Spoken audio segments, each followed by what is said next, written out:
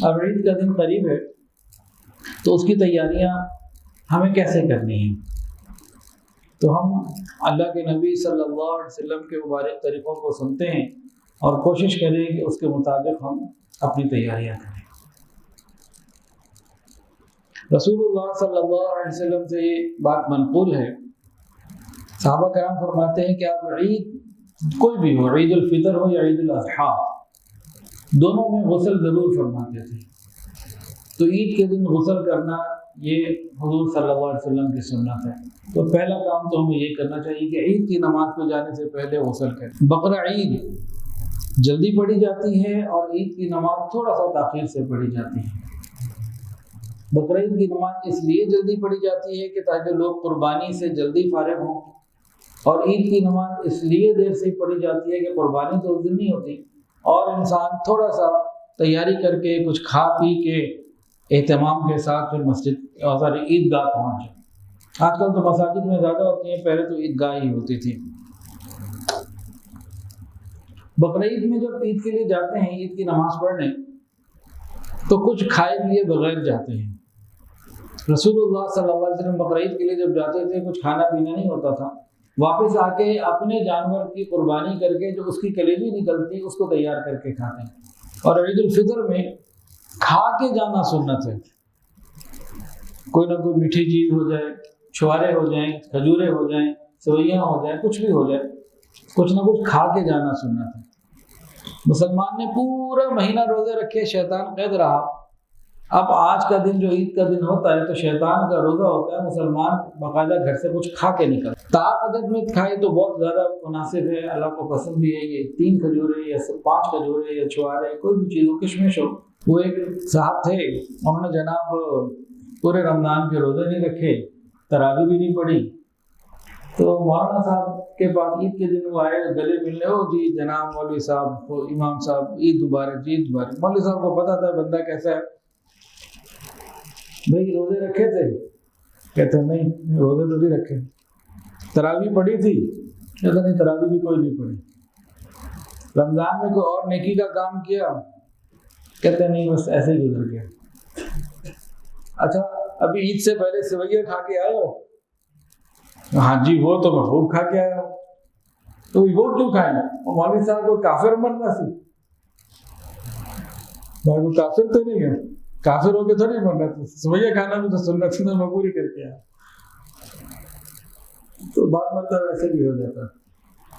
تو بہرحال تو عید کے دن کچھ کھا کے جانا یہ سنت رسول اللہ صلی اللہ علیہ وسلم ہے۔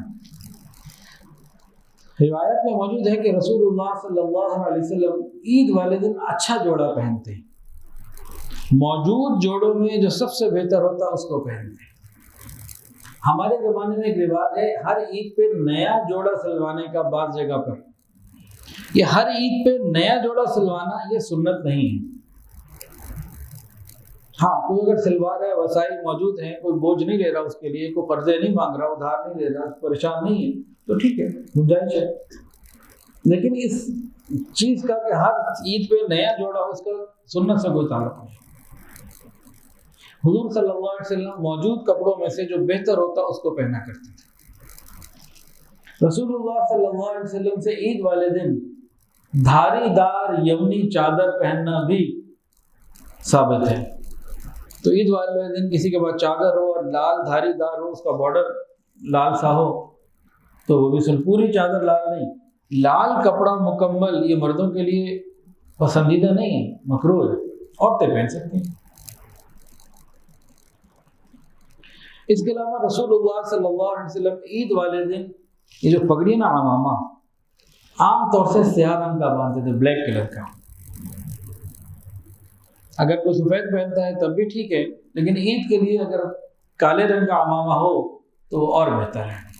رسول اللہ صلی اللہ علیہ وسلم ان باتوں کا اہتمام رکھتے تھے۔ رسول اللہ صلی اللہ علیہ وسلم عید والے دن عیدگاہ میں جاتے اور عید سے پہلے کوئی نماز نہ پڑھتے اور عیدگاہ میں کوئی اور نماز بھی نہ پڑھتے عید کی نماز کے بعد بھی، واپس گھر آ کے پھر 2 رکعت پڑھ لیا کرتے تھے۔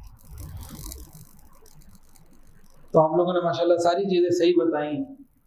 اور جو سوال میں نے پوچھا تھا نا، عید کی نماز کی اذان میں کتنی تکبیریں زائد ہوتی ہیں؟ تو عید کی اذان ہی نہیں ہوتی، تو تکبیر زائد کیسے ہوں گی؟ وہ خطبے میں ہوتی ہیں۔ عید والے دن غسل کرنا یہ سنت مستحب عمل ہے۔ اس کے علاوہ موجود کپڑوں میں اچھے کپڑے پہننا یہ ہو گیا۔ اس کے علاوہ عید والے دن خوشبو لگانا، عطر لگانا، یہ مستحب ہے، یہ سنت ہے۔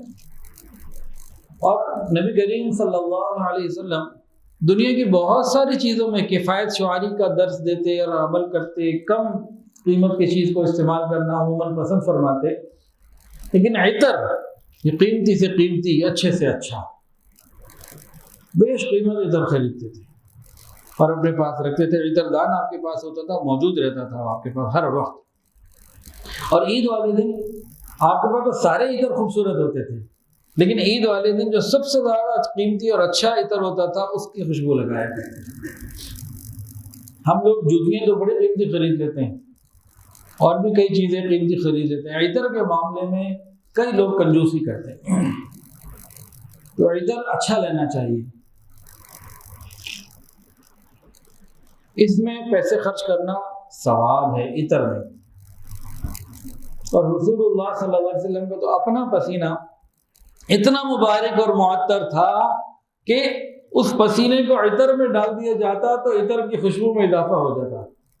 اتنا خوشبودار آپ کا اپنا مبارک پسینہ تھا کہ وہ خوشبو کی خوشبو بڑھا دیا کرتا تھا۔ تو آپ بڑے نفیس طبیعت کے تھے، خوشبو لگا کے رکھتے۔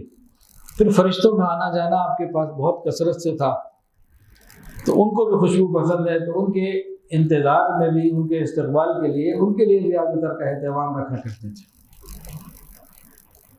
تو ہمیں چاہیے کہ عطر سارا سال استعمال کیا کرے، تاہم عید اور بقرعید میں خاص طور سے اچھا والا عطر استعمال کریں، یہ اس کا یہ بھی سنت ہے۔ اچھا جی، سرما لگانا بقرعید میں سنت ہے یا عید الفطر میں سنت ہے؟ بتائیں جی، سرما دونوں میں سے کون سی عید میں سنت ہے؟ سرما لگانا دن میں سنت ہے ہی نہیں۔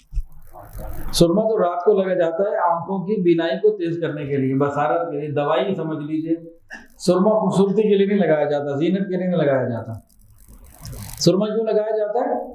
بینائی یعنی بصارت کو تیز کرنے کے لیے، اور رات کو لگایا جاتا ہے۔ تو عید کی نماز کے لیے، جمعے کی نماز کے لیے تیاری میں سرما شامل نہیں ہے۔ ٹھیک ہو گیا جی۔ رسول اللہ صلی اللہ علیہ وسلم عید کی نماز کے لیے جب گھر سے نکلتے تو ایک راستے سے جاتے تھے، دوسرے راستے سے واپس آتے تھے، ایک ہی راستے سے آنا جانا آپ نہیں فرماتے تھے۔ ایک طرف سے چلے گئے، دوسری طرف سے آ گئے۔ تو اس کے اندر علماء نے حکمتیں لکھی ہیں۔ نمبر 1، جاتے ہوئے یہاں والوں سے ملاقات ہو گئی، آتے ہوئے وہاں والوں سے ملاقات ہو گئی۔ جاتے ہوئے اس راستے کو حضور صلی اللہ علیہ وسلم کی برکتیں مل گئی، آتے ہوئے اس کو مل گئی۔ تو نبی کریم صلی اللہ علیہ وسلم کی طریقہ اختیار کرنا ہمارے لیے بھی جہاں تک ممکن ہو، عیدگاہ ہے، مسجد، اگر اس کے 2 یا 3 ایک سے زیادہ دروازے ہیں نا، جہاں تک ممکن ہو ایک سے داخل ہو، دوسرے سے نکل جائے، کسی درجے میں ہمارے خیال تو رہے۔ پھر جس راستوں سے جا رہے ہیں اگر ہم راستہ بدل سکتے ہیں واپسی کا، تھوڑا سا چاہے لمبا ہو جائے تو کوئی بات نہیں، سنت تو پوری ہوگی نا، کوشش کرنی چاہیے۔ پھر عیدگاہ جاتے ہوئے رسول اللہ صلی اللہ علیہ وسلم پیدل جاتے تھے، اگر ممکن ہو تو پیدل چلے جائیں، واپسی میں سواری پر آ جائے۔ تو جہاں تک ممکن ہو ہم ان چیزوں کو نسبت کے قریب کریں، آقا صلی اللہ علیہ وسلم کی نسبت کے قریب کرنے کی کوشش کریں۔ بھائی بعض جگہ ممکن ہوتا ہے، بعض جگہ ممکن نہیں ہوتا، تو جو چیز جہاں جتنی ممکن ہو کچھ تو کریں، کم سے کم پتہ تو ہو، فکر تو ہو۔ تو ان چیزوں سے انشاءاللہ نبی علیہ السلام کے ساتھ نسبت اور مضبوط ہو جائے گی۔ ویڈیو کے نیچے سبسکرائب کے بٹن پہ کلک کریں، بیل کے آئیکن پہ کلک کیجئے تاکہ ہر نئی ویڈیو کی نوٹیفیکیشن آپ کو مل جائے۔